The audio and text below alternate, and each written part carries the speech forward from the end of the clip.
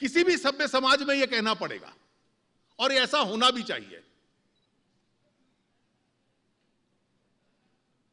लेकिन जिसको भावना कहते हैं, जैसे एक शब्दावली बार बार आती है कि मुंबई की भावना क्या है, द स्पिरिट ऑफ मुंबई, कि कल घटना हुई आज लोग काम में लग गए, बहुत अच्छा है।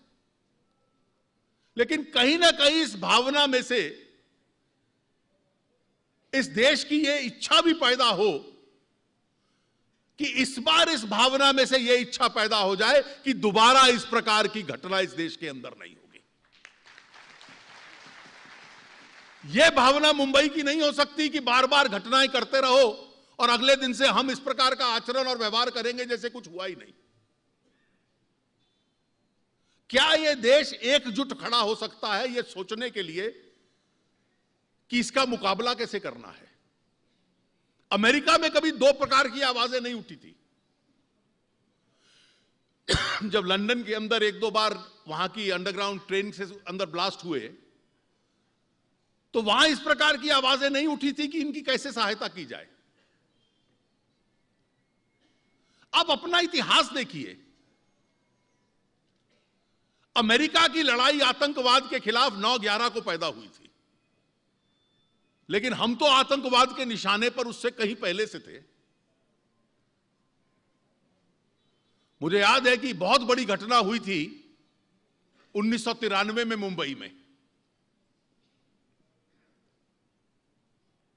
और मुंबई में एक के बाद एक कई स्थानों के ऊपर बम ब्लास्ट हुए। उससे पहले कोई एनडीए और भाजपा की सरकार नहीं थी, श्री राजीव गांधी की सरकार थी। राजीव जी को जब लगा कि बहुत आतंकवाद देश में आरंभ हो गया, पंजाब की परिस्थिति थी, कश्मीर के अंदर घटनाएं थी, पूर्व उत्तर में थी, तो टाडा का कानून राजीव गांधी जी लाए थे। कई राज्य सरकारों में कहना था कि कुछ राज्य सरकारों ने उसका दुरुपयोग किया, लेकिन दुरुपयोग के समय उसको वापस ले लिया जाए यह कहीं मांग नहीं उठी। अगर टाडा का सही प्रयोग कभी हुआ तो वो 1993 में जो मुंबई की घटनाएं थी उसके ऊपर हुआ। स्वाभाविक रूप से इस देश के अंदर आतंकवाद की सबसे बड़ी घटनाएं वो थी पंजाब और कश्मीर के बाहर की। लेकिन जब मुंबई में टाडा का प्रयोग हुआ उन सीरियल ब्लास्ट के ऊपर, तो टाडा को समाप्त कर दिया जाए इसका प्रयोग क्यों किया? और यह सोच पैदा हुई कि आतंकवाद जैसी विशेष स्थिति से निपटने के लिए विशेष कानून की जरूरत नहीं है।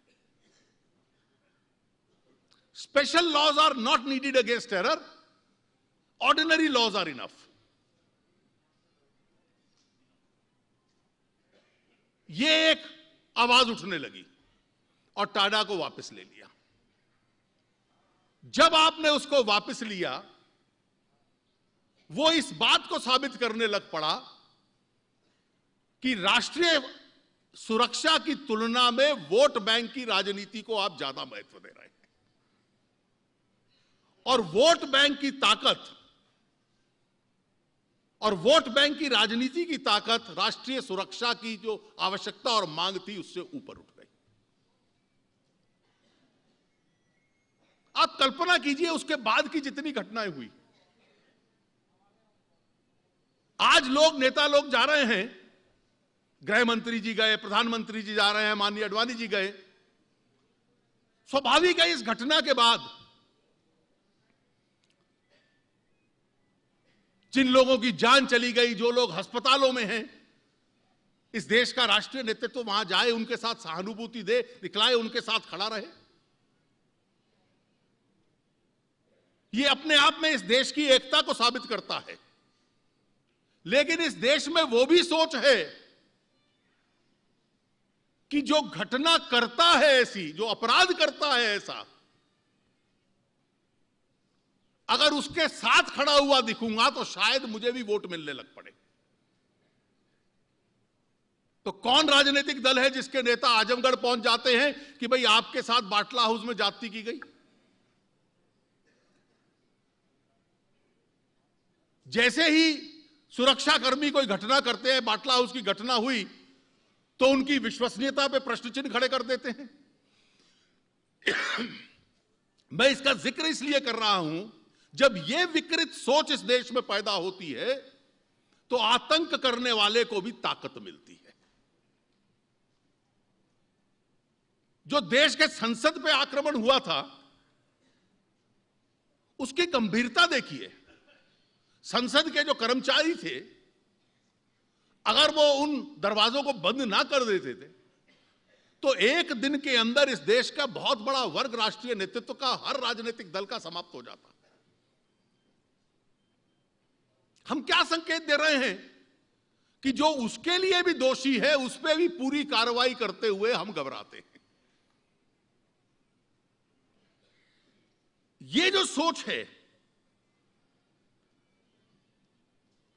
इसकी कितनी घटनाएं ले लीजिए। सन 93 में टाडा का प्रयोग होना, संसद की घटना के बाद पूर्ण कार्रवाई करते हुए रुकना, उसको विलंब करना, चाहे उनके साथ सहानुभूति दिखलाने लग पड़ना। 2004 में सबसे पहला काम चुनाव जीतने के बाद करना कि पोटा वापस कर दे। मैं एक प्रश्न पूछना चाहता हूं, क्या यह सच नहीं है कि टाडा और पोटा को वापस करने के पीछे जो सोच थी कि आतंक से लड़ने के लिए विशेष कानून की जरूरत नहीं है? अभी आशीष सूद कह रहे थे हर दुनिया के देश में है। ये वही लोग हैं जो अब कह रहे हैं ये जो कम्युनल वायलेंस बिल आया है,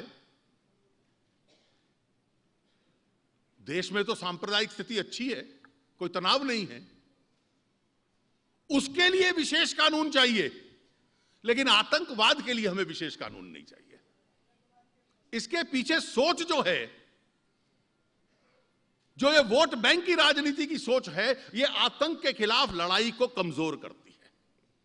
और इसलिए हम सही मायने में ईमानदारी से अगर चाहें कि ये जो मुंबई की जो पूरी भावना है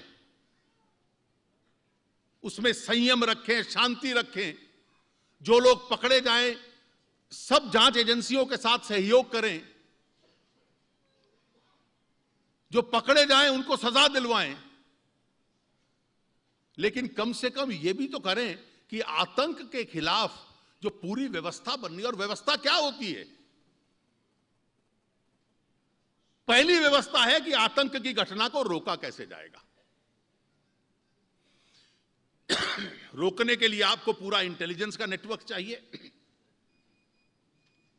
आतंकवादी संगठनों की जो गतिविधि है उसके भीतर घुसना आपको पड़ेगा, आपको अपनी इंटेलिजेंस बढ़ानी पड़ेगी। 26/11 के बाद आपने ऐलान तो बहुत किए, लेकिन क्या क्या किया? नेशनल काउंटर टेररिज्म सेंटर सितंबर 2009 तक बन जाएगा, यह सरकार का सबसे बड़ा ऐलान था। अपने भीतरी विवादों की वजह से आज तक नहीं बन पाया। आपकी इंटेलिजेंस की यह परिस्थिति है कि जितनी घटनाएं जो सामने तथ्य आते हैं कि कितने लाख लोगों के टेलीफोन टेप हो रहे हैं। आप ब्रिटेन के अंदर आज का विवाद देख लीजिए, क्या है कि एक समाचार पत्र अगर किसी का टेलीफोन हैक कर देता है, वॉइसमेल, तो वहां की पूरी राजनीति हिल जाती है। और यहां हर दिन प्रतिदिन की फलां नेताओं के टेलीफोन टेप हो रहे हैं, टेप छपते हैं, सीडियां घूमती हैं, लेकिन ये सारे एनटीआरओ और ये विभिन्न संगठन देश की सुरक्षा के लिए बने हैं, राजनीतिक विरोधियों के लिए नहीं बने, राजनीतिक नेताओं के लिए नहीं बने, व्यवसायिक और व्यापारियों के लिए नहीं बने। कितना उसका प्रयोग आप लोग कर पा रहे हो? मंत्रियों के बीच में विवाद है कि एक मंत्री दूसरे के यहां क्या करवा रहा था उसके ऑफिस में। अरे अपनी पूरी ताकत अपने सहयोगियों के खिलाफ मत लगाइए, अपने विरोधियों के खिलाफ मत लगाइए। कम से कम अगर आतंक के खिलाफ लगा दें तो इस देश का कल्याण करेंगे आप।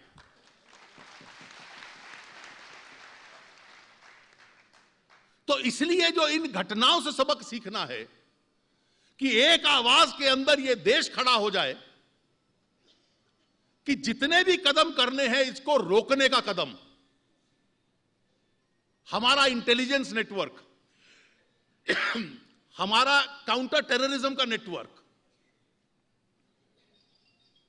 इन सब ताकतों के साथ घटना होती है तो तुरंत वहां पर हमारी लोग पहुंच पाएं,